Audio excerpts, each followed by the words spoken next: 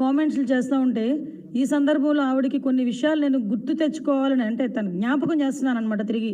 అంటే వాళ్ళ పరిస్థితి ఏంటి, వాళ్ళు చేస్తున్న మాటలేంటి, వాళ్ళు చెప్తున్న మాటలేంటి అనే సందర్భంలో ఈరోజు మార్నింగ్ నేను ఒకసారి చిన్న ప్రెస్ మీట్ చూస్తే అందులో చంద్రబాబు నాయుడు గారి గురించి, బాలకృష్ణ గారి గురించి, లోకేష్ గారి గురించి, వైఎస్ఆర్‌సీపీ నాయకుల పరిస్థితి ఎలా ఉందిరా అంటే ఉదయం లేచిన దగ్గర నుంచి వాళ్ళు దేవుడు జపం చేస్తున్నారో లేదో తెలియదు కానీ చంద్రబాబు నాయుడు గారిని, లోకేష్ గారిని తిట్టకుండా మాత్రం పడుకోవట్లే.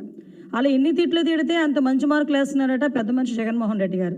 ఇంక ఇదే పని మీద పెట్టుకొని ఇప్పుడు వీళ్ళు మాట్లాడుతున్న మాటలు చూస్తుంటే ఒక్కొక్కసారి బాధ అనిపించి స్పందించాల్సిన అవసరం వస్తుంది.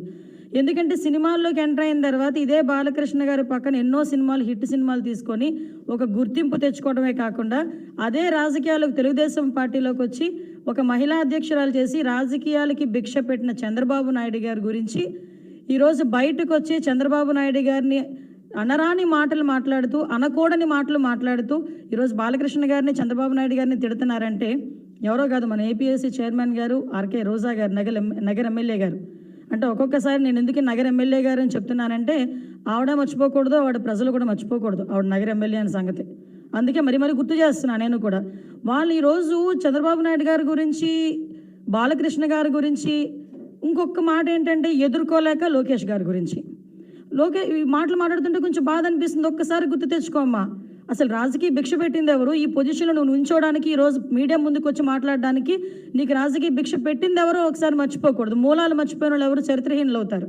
దయచేసి ఆ విషయం గుర్తుంచుకోవాలి. చంద్రబాబు నాయుడు గారి గురించి, బాలకృష్ణ గారి గురించి మాట్లాడే స్థాయి కూడా కాదు. ఇంకొక మాట ఏంటంటే మాట్లాడితే దద్దమ్మ, మాట్లాడితే పప్పు. నేను ఒకటే మాట మాట్లాడుతున్నా, రాజకీయాల్లో గెలుపోవటములు అనేది సహజం.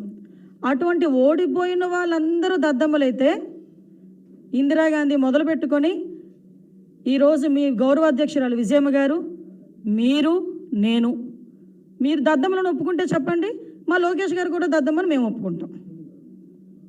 అంటే నేనేమంటున్నానంటే ఓడిపోయినంత మాత్రాన వాళ్ళు దద్దమ్మలు అంటే మీరు కాదా? మరి మీ గౌరవ అధ్యక్షురాలు విజయమ్మ గారు ఓడిపోలేదా? ఇందిరాగాంధీ గారు కూడా ఒకనొక టైంలో ఓడిపోయారు. ఓడిపోయిన అంటే ఏదో అంటారు కదా, ఏరు దాటిందా తెప్ప తగిలేసే రకాలు ఈ మీ పార్టీలోనే ఎక్కువగా ఉన్నారు. ఒకనొక టైంలో 2 సార్లు టికెట్ ఇచ్చిన తర్వాత ఓడిపోతే ఇదే ఈరోజు తీర్మానం పెట్టారు కదా, శాసన మండలి మాకు వద్దు అని చెప్పి తీర్మానం పెట్టారు కదా. ఇదే శాసన మండలిలో ఎమ్మెల్సీ కావాలని చంద్రబాబు నాయుడు గారు కాళ్ళు పట్టుకున్న సంగతి కూడా ఈరోజు మీకు గుర్తు చేయాలి.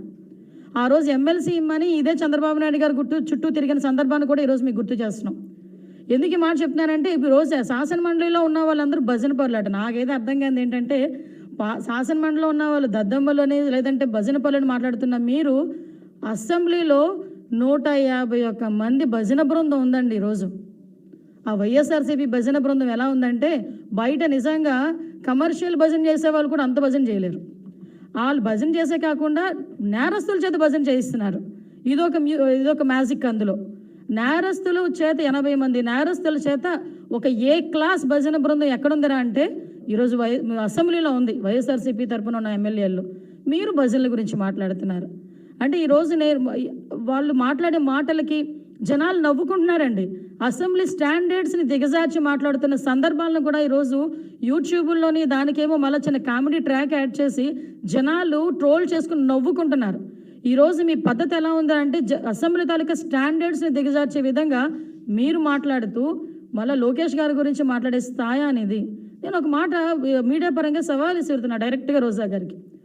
అమ్మ రోజమ్మ, అస్తమాను మీరేదో మాట్లాడడం మా లోకేష్ గారి గురించి, మేమేదో మాట్లాడడం, ఇవన్నీ పక్కన పెట్టుకుందాం. మీకు ఏదైనా దమ్ముంటే మీ పార్టీలో లోకేష్ గారిని ఎదుర్కొనేటంత స్థాయి ఉన్న వ్యక్తులుంటే జస్ట్ మీరు వాళ్ళు కలిపిరండి. నేను మా నాయకుడిని బతిమాలక్కర్లేదు, వెళ్ళండి సార్ మనం ప్రూఫ్ చేసుకోవాలంటే కంపల్సరీ బయటకు వస్తారు. మా నాయకులను ఒక్కరిని కూర్చోబెడతా. ఏ విషయంలో అతన్ని నువ్వు దాటుకుని వెళ్తావో చూద్దాం. ఆవిడ సబ్జెక్ట్ విషయంలోనా, టెక్నాలజీ విషయంలోనా, అంటే కమ్యూనికేషన్ విషయంలోనా, ఏ విషయంలో. అలాంటిది నువ్వు ఈరోజు మన లోకేష్ గారి గురించి మాట్లాడుతూ ఉంటే నిజంగా మీ మీద నాకు జాలేస్తుంది. ఒక్కొక్కసారి జాలేస్తుంది రోజా గారు ఏం మాట్లాడుతున్నారు అని. అంటే నేను అనేది ఒకటే, జనాల మధ్యలో ఎంతవరకు పొలిటికల్ ట్రెండ్స్ ఎలా ఉండేవంటే జనాల మధ్యలో ఎక్కువగా తిరిగితే పదవులు వస్తాయనో, లేదంటే జనాల మధ్యలో ఎక్కువగా తిరిగితే జనం తాలూకా మనకి బ్లెస్సింగ్స్ ఉంటాయనో అనుకుంటాం. కానీ ఈరోజు వైఎస్ఆర్సీపీ ట్రెండ్ ఎలా ఉందంటే పీఠాధిపతుల చుట్టూ తిరిగితే మంత్రులు అయిపోతారు, పీఠాధిపతుల చుట్టూ తిరిగితే ఎమ్మెల్యేలు అయిపోతున్నారు, పీఠాధిపతుల చుట్టూ తిరిగితే క్యాబినెట్ ర్యాంకులు వచ్చేస్తున్నాయండి. నిజంగా ఏదో అంటారు కదా, బ్రహ్మేంద్ర స్వామి ఎవరో పోతులు వీర బ్రహ్మేంద్ర స్వామి సంథింగ్ ఆయన చెప్పినట్టు ఈరోజు పీఠాధిపతులు చుట్టూ తిరిగితే పదవులు వచ్చే పరిస్థితి ఈరోజు కనిపిస్తుంది. అంటే నేను ఇంకోటి మాట చెప్తున్నా, ఈ మధ్యకాలంలో కొంతమంది నాతో చెప్పారు, హైదరాబాద్లో నగరి ప్రజలు ఎక్కువ కనిపిస్తున్నారంట. ఎక్కడరా కనిపిస్తున్నారంటే అన్నపూర్ణ స్టూడియో దగ్గర, నానక్రమ్ కూడా స్టూడియో దగ్గర కనిపిస్తున్నారంట. ఈ మధ్యకాలంలో 2-3 రోజుల నుంచి పీఠాధిపతుల దగ్గర కూడా కనిపిస్తున్నారు. అంటే మీరు నగరి ప్రజల తాలూకు ఎమ్మెల్యే అయ్యుండి, రిప్రజెంటేషన్ అయ్యుండి, అక్కడ ఉండకుండా అక్కడ దళితుల్ని ఎదుర్కొనే శక్తి లేక, దళితుల మీద తిరిగి వాళ్ళ మీద కేసులు పెట్టుకొని, వాళ్ళు అడిగిన ప్రశ్నలకి సమాధానం చెప్పలేక, వాళ్ళని కూడా భయభ్రాంతులకి గురి చేసి, ఈరోజు మీరు ఇక్కడికి వచ్చి రిబ్బన్లు కట్ చేసుకొని, శంకుస్థాపనలు చేసుకొని ఇక్కడ అక్కడ తిరుగుతూ పీఠాధిపతులు తిరుగుతున్నారు. జనాలు మర్చిపోయే పరిస్థితి కూడా వస్తుంది. నేను ఒకటే చెప్తున్నా, రాజకీయాలు ఈరోజు ఉంటే రాజకీయాలు రేపు ఉంటాయో ఉండవో తర్వాత విషయం. కానీ మనం చేసిన పని, మనం చెప్పిన మాట కంపల్సరీగా ప్రజల్లో ఉంటుంది. ఈరోజు ప్రజలు వింటున్నారు కదా, చేస్తున్నారు కదా, నోటికి ఏదొస్తే అది మాట్లాడితే కనుక జనాలు రాళ్ళుచ్చుకుని కొట్టే పరిస్థితి ఈరోజు కనిపిస్తుంది. ఈరోజు ఎందుకు ఈ మాట చెప్తున్నానంటే, మీరు మొన్న రాజధాని మహిళల గురించి ఒక మాట అన్నారు, ఇంట్లో మగాళ్ళు లేక ఆడవాళ్ళు ముందుని పెట్టి చేస్తున్నారా అని. వాళ్ళ మాటలు విన్నారా మీరు? రోజా గారు, మీకు అర్థమవుతుందా వాళ్ళ మాటలన్నీ కూడా? ఎందుకు చెప్తున్నానంటే ఒకసారి వినండి. ఆల్రెడీ అక్కడికి కనుక మీరు వస్తే మీకు పిండ ప్రదానాలు చేస్తున్నారంట అక్కడ ఉన్న వాళ్ళు, రాజధాని మహిళలు.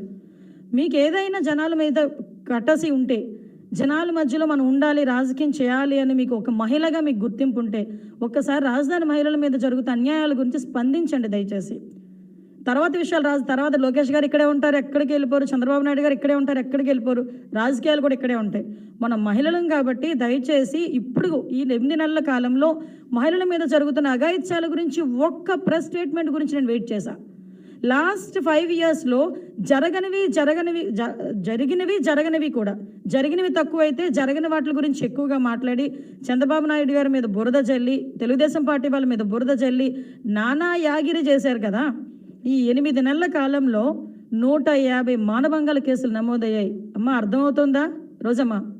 నేను ఎందుకు ఈ మాట చెప్తున్నానంటే, మీరు నాకు యాక్చువల్గా చాలా కొంచెం సబ్జెక్ట్ వైజ్గా మాట్లాడతారని లాస్ట్ 5 ఇయర్స్లో కొంచెం నేను అనుకునేదాన్ని.